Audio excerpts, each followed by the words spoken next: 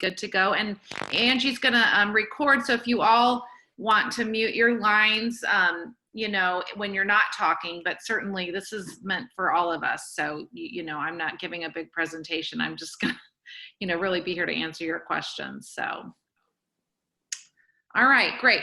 Well, thank you for being on. So welcome, Jumpstart January participants, and we are now officially halfway through the program, which is so exciting.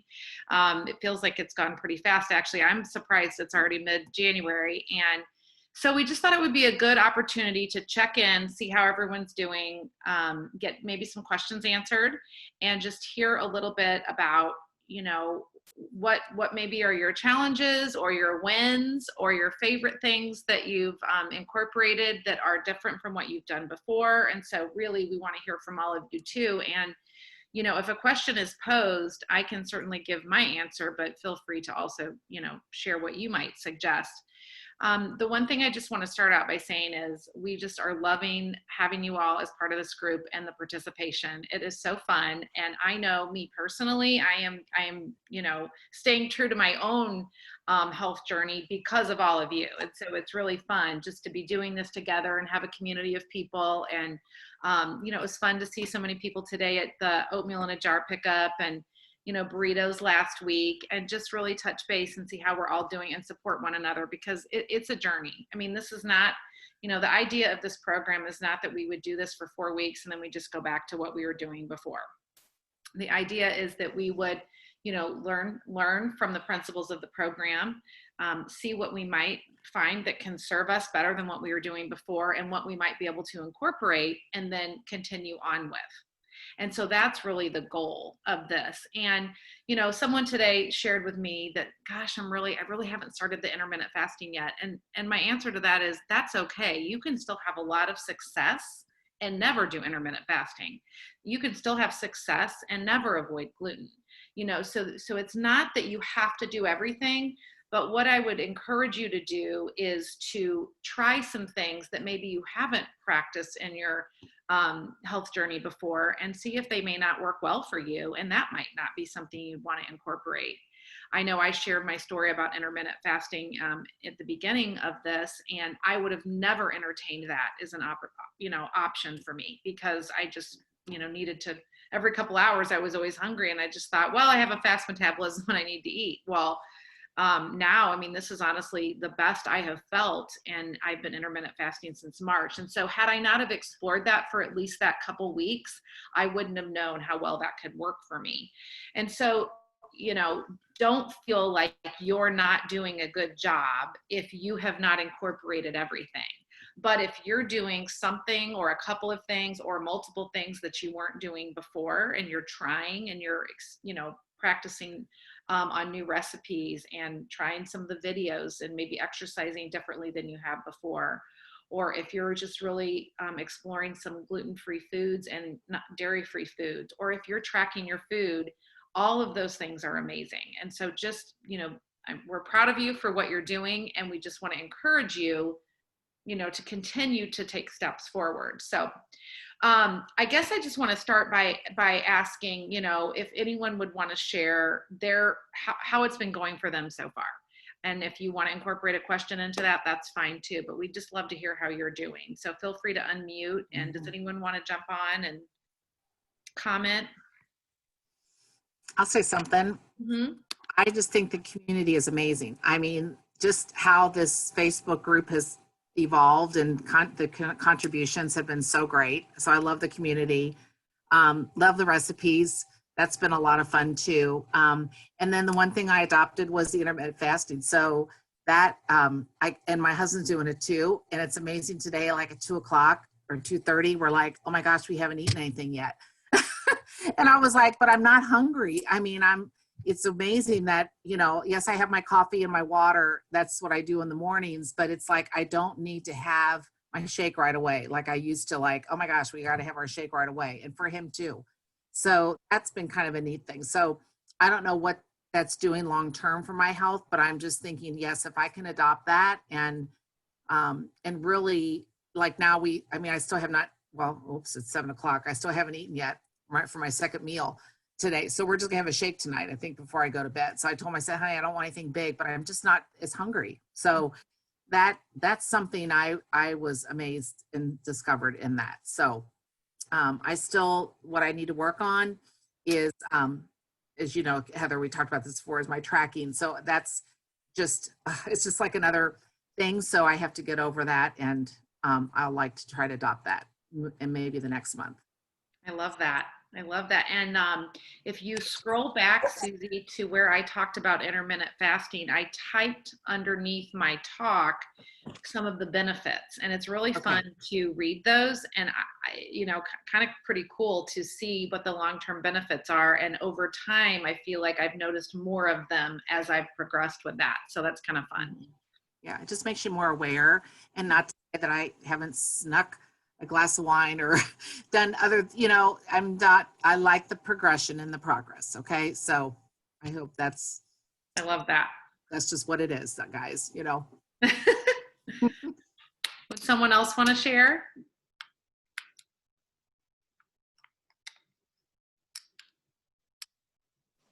I missed the instructions because I was saying goodnight. What were they? No real instructions, Pam. That's okay. Just wanted to hear any challenges, takeaways, wins, thoughts you have, and just kind of how you're doing. If you want to share, that'd be great. Sure. So my challenge is probably dairy. I'm born and raised in Wisconsin. We eat cheese for breakfast, lunch, and dinner. So that is definitely one of my challenges. I've been trying to explore some different ways to go about doing that. But some of my wins have been, I've never contemplated a gluten-free diet before. And I've been really good about that, trying to get gluten-free things, or just eating things that just, salads or chicken or whatever. And so that's been really, really good, ditching the gluten. And I found that, so I have 4-year-old twins, so my life is crazy busy. But I found that I'm like just so much happier and have so much more energy, and just overall, I don't know what it is, but just overall just feel better, which is basically what I was looking for. So something new to incorporate into my lifestyle. That's been going well. The recipes are awesome. I've been trying those, and like the Trader Joe's stuff was awesome. I tried that cauliflower rice today. It was phenomenal. So just something I thought I would like, I'll never eat that. That's garbage. And it was so good. So I'm glad that I'm doing that, and learning more about my macros and what that means, and just stuff like that. So like it's really been informative for me and helpful. Good. Oh, I love hearing all that. Well, yay for you. And gosh, when we can have more energy, especially a mom of 2 4-year-olds, that is a huge win. Yes, I need all I can get. Yes, that's awesome. Thank you for sharing. And I will address your macro question in a little bit here. Does anyone else want to share how they're doing, or any wins, Carrie? Yeah. Heather, you and I talked about this a little bit at the burrito in a jar pickup.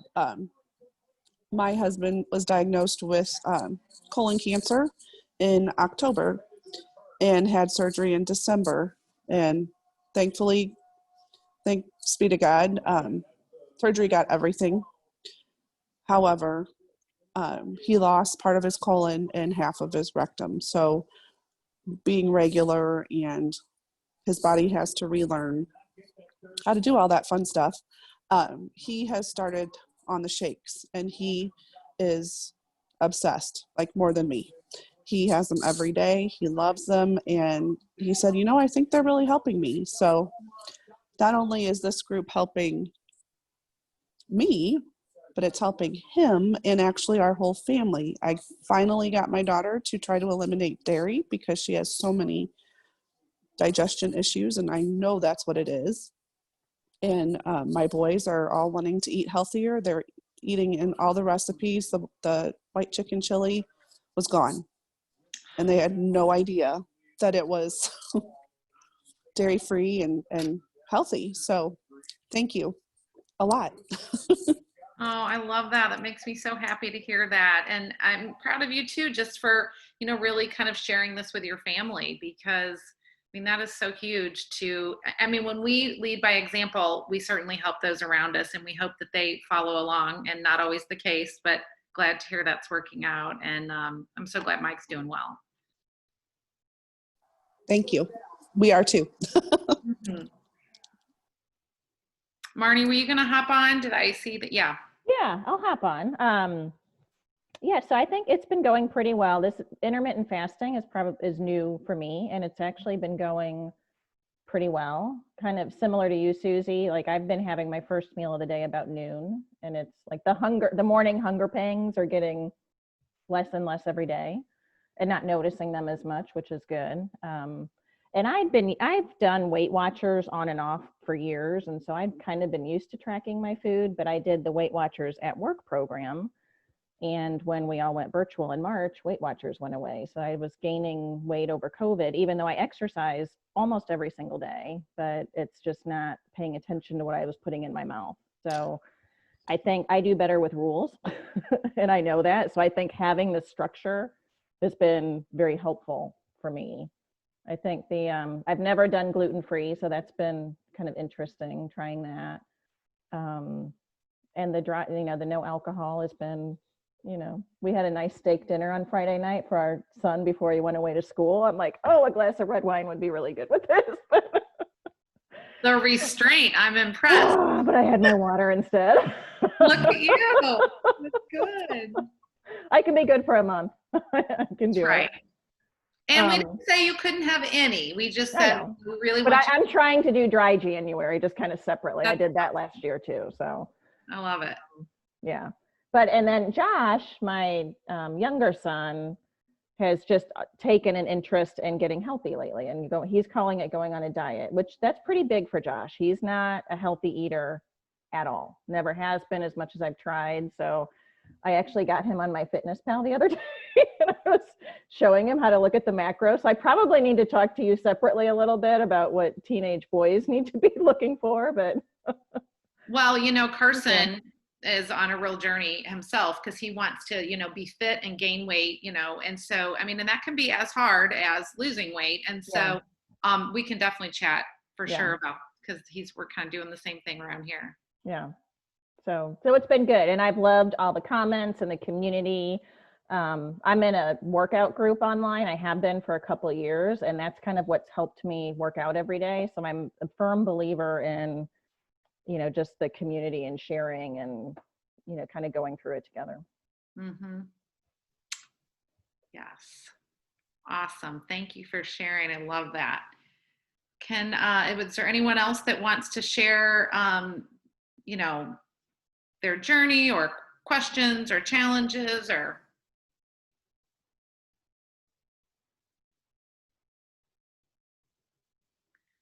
There was a few questions that were put in the Facebook group, and so I'm going to go ahead and address those, and then that might jog your memory if you think of anything else, or pose, any other questions. So someone asked about a website that they could use to learn more, not necessarily about macros, but just about nutrients. And that person is not on this call. But, right now I've kind of talked to you. When you're in My Fitness Pal, and if you all want to look at it right now, if you just want to pull up the app on your phone, if you're not on your phone, when you're on My Fitness Pal and you actually go to the three little dots that says more, and then you go to nutrition, it should be on the nutrients tab up at the top. There's a calories, nutrients, and macros. Should be on the nutrients. That's the spot you want to look. And if you look down, it actually does show you, the foods that you're getting: sodium and potassium and vitamin A and C and calcium and iron and D and that kind of thing. And so I don't pay much attention to that at all, to be quite honest. And I'm not encouraging you to. But if you have a particular interest about, those things, MyFitnessPal actually would be the app I would recommend to use.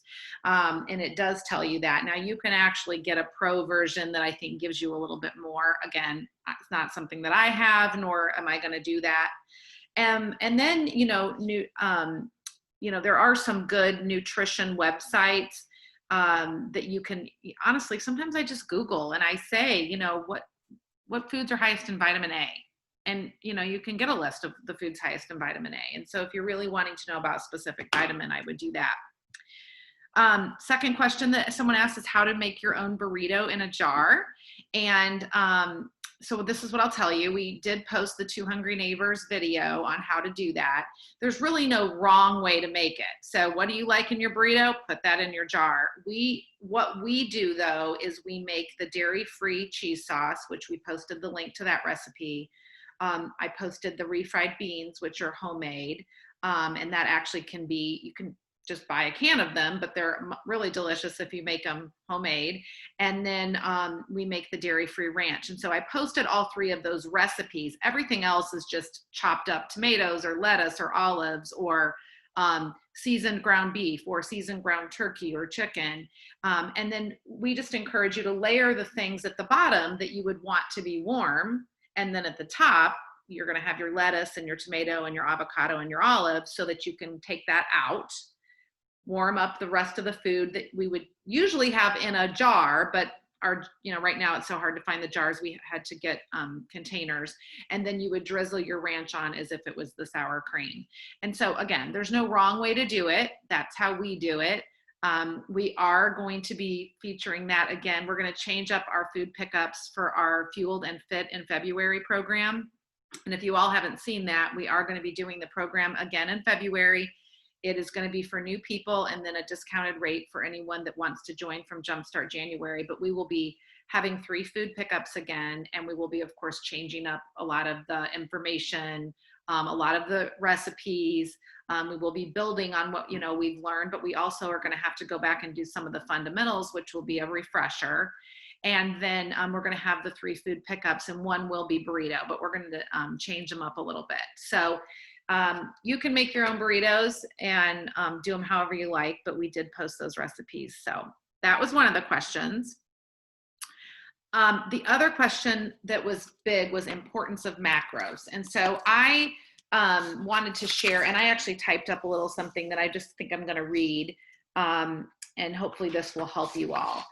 So as you all have probably understood, we're looking at the macronutrients, which are carbohydrates, protein, and fat, versus the micronutrients, which would be your, vitamin C and your vitamin A and, all of the micronutrients. So when we are saying to eat to your macros, we're talking about eating to the amount of carbohydrates, protein, and fat, okay, that we are recommending for your height, weight, age, activity level, and desire to lose or maintain your weight. All right. So that is what MyFitnessPal figures for you. When you go ahead and put your profile and get that set up, it figures for you in the goals section how many grams of protein, carbohydrates, and fat you might consume in a day. So let's just talk a little bit about macros.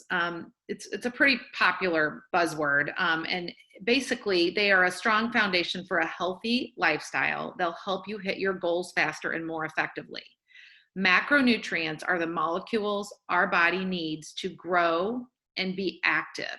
And we use these as energy to do work on a cellular, tissue, organ, and organismal level. This energy helps us break down nutrients, repair damaged cells, grow new cells, and more. And so the 3 basic categories, as I mentioned, are carbohydrates, protein, and fat. So it's not just a matter of calories in and calories out, okay? That honestly isn't enough. I mean, you could eat, you could stick to a 1,200 calorie diet of chocolate chip cookies for a while, and you might actually lose a little bit of weight in the beginning. I don't know so much at our ages, but at one point you could have done that with chocolate chip cookies, but it's not just a matter of calories in, calories out, okay?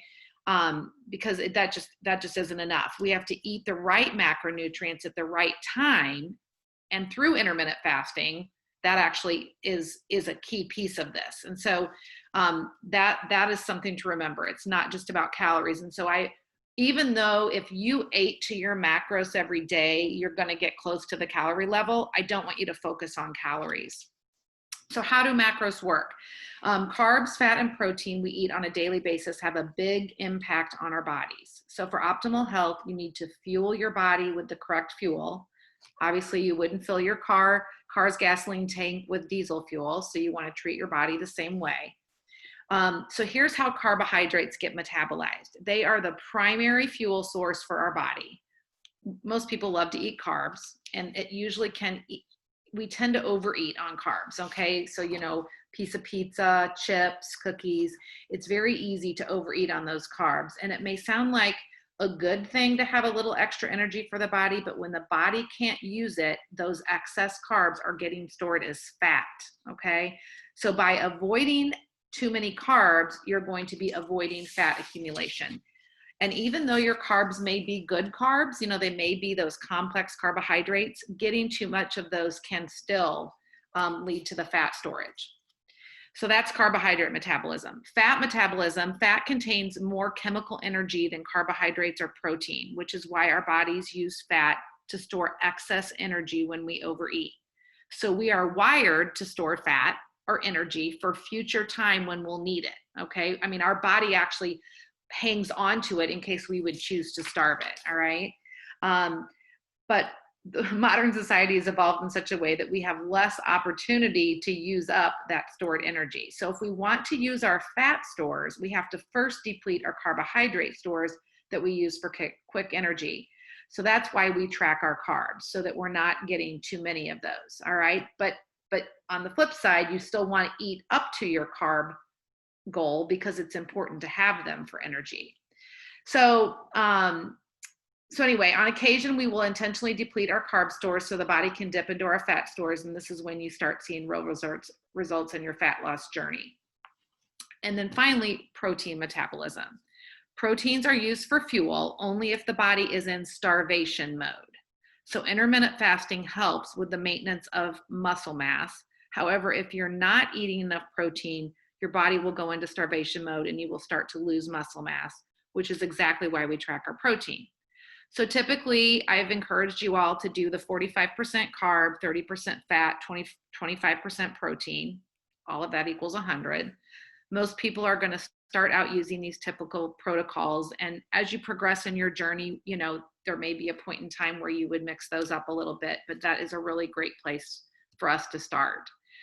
And so I guess in closing on this topic, I would say we want to move past calorie counting. Not all calories are created equal. A 100-calorie bag of potato chips is not the same to your body as a 100-calorie sweet potato. So if you want to burn fat and build lean muscle, calorie depletion is not the answer, but fueling your body with a balanced diet of carbs, proteins, and fats will help your body become a pro-fat burner. And although calorie depletion can offer short-term results, you can cut down to 1,200 calories or even less and potentially have some results, that is not sustainable long-term. And so long-term calorie restriction really will result in loss of muscle mass, decreased energy, fatigue, lack of nutrients, etc. So I did, quite a bit of research to try to give you a bit of a good answer on that. I know that's a little technical, but I hope that helps or makes more sense why you would want to track your macros. Does anyone have any questions about that, or Jill? I do. What did you say the percentage was from? 45 carb, 30 fat, and 25% protein. Okay. Now, if you do eat most of your protein from plants, so this might apply to you, Jill, you would want to do 50 carbs, 30 fat, and 20 protein. Okay, that's what mine says. Okay, all right. Mm-hmm. Thank you. Okay. Mm-hmm. Mine's set to that as well, 50, 30, and 20. Do you eat meat, or do you try to stay plant-based? I eat meat, but not a lot, not every day, but I do eat meat. I'd switch it to 45 carb. Okay, how do you do that? Where do you switch? So when you're, if you push the three little dots to the right, and then you go to goals, under calorie, carb, protein, and fat goals, it's going to give you percentages. And if you just click on one of the percentages, it'll allow you to change that. Got it. So 45 carb? Yes, 25 protein and 30 fat. Okay. Got it. Thank you. Yeah. So yeah, I know that's a little different. I mean, I think a lot of us, you know, I grew up, my mom did all the calorie counting, and that's kind of how I started a long time ago. So eating to our macros, you know, there's a reason why we do that. And even though you are going to hit a pretty common calorie level each day if you do eat to those, you know, there is a reason why we do it. And so what I would say to you is, you know, don't kill yourself trying to do exact. Like, if it's 90 grams of protein, don't do everything you can to get right to 90. Just get within 5 to 10 grams on either side of that, okay, of all three of them. So that would mean you're hitting your macros, getting within 5 to 10 grams. It doesn't have to be on the dot. So just, you know, play around with it. It's kind of fun to see. And I like to preload what I'm going to eat. So I put in my dinner usually about the same time I'm eating my lunch and my snack, because I have a pretty good idea what I'm going to have. And then you can go, oh gosh, that's going to be a really high fat day. Maybe I need to adjust that snack I'm eating. Or gosh, I'm not even close to my protein. Maybe I need to have a little more chicken at dinner and less sweet potato. I don't know, you know, but it helps you to adjust.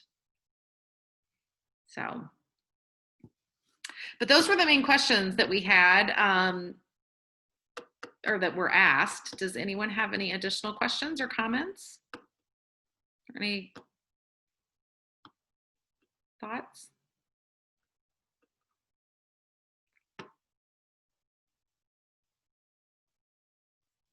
Well, that is all the wisdom we have for you this evening, guys. So if that is all, we will do our best to get this recording uploaded sometime in the next day